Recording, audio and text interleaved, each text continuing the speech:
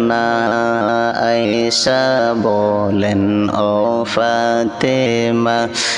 এখন কেন কাঁদো না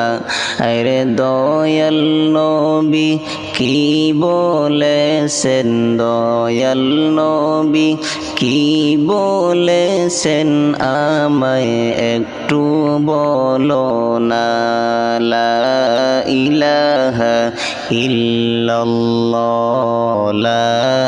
ইলাহা ইল্লাল্লাহ লা ইলাহা